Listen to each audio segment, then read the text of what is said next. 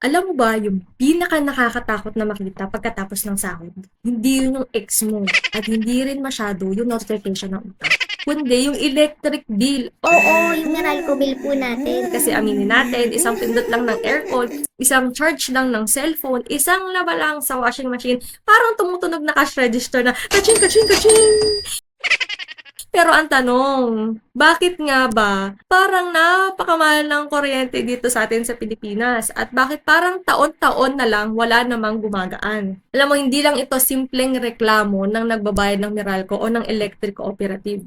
Ang masakit pa dito, halos lahat tayo apektado. Kapag mahal ang kuryente, hindi lang bill mo ang tumataas. Yung bakery sa kanto, mas malaki ang gastos. Yung karinderya, tataas ang ulam. Yung tindahan ng refrigerator, pati yung yelo, tataas, dagdag yung gastos, yung factory, mas mahal ang paggawa ng mga produkto at kapag mas mahal ang gastos ng negosyo, sino ang sasalo? Eh di tayo pa din. Tataas ang presyo ng tinapay, ng soft drinks, ng kape, ng 3-in-1, ng yelo, ng gatas, ng karne, halos lahat. Pati na rin siguro ang iyong blood pressure. Taas ang kamay ng mga na-high blood na sa kanilang electric bill. Nako kami po. Isa na siguro ako doon.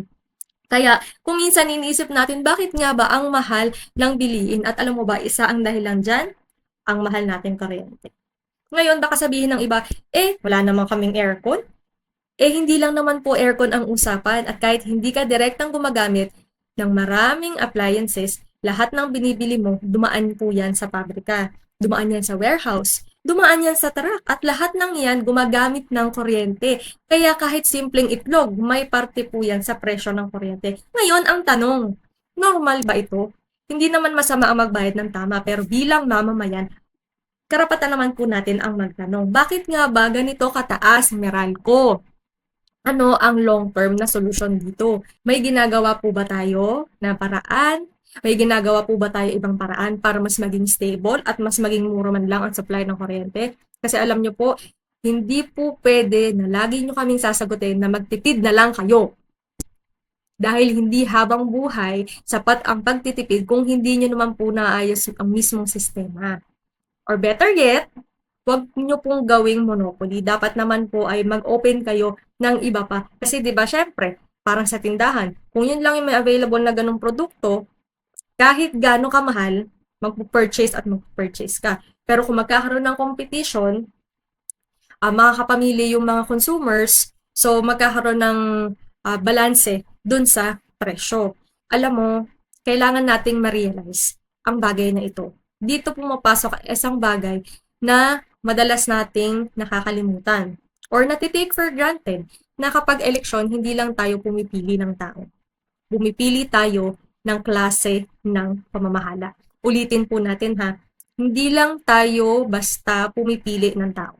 Kung hindi pumipili tayo ng klase ng pamamahala. Yung mga desisyong ginagawa ng gobyerno tungkol sa energy, infrastructure, at investments, hindi agad natin nararamdaman yan kinabukasan. Minsan, ilang taon ng epekto. Kaya kapag mali ang direksyon, mali ang napili sa araw ng eleksyon, hindi lang isang pamilya ang nahihirapan or may hirapan. Pwedeng buong bansa. So habang wala pa ang malaking solusyon, may maliliit tayong pwedeng gawin. Patayin natin ang ilaw kapag hindi ginagamit.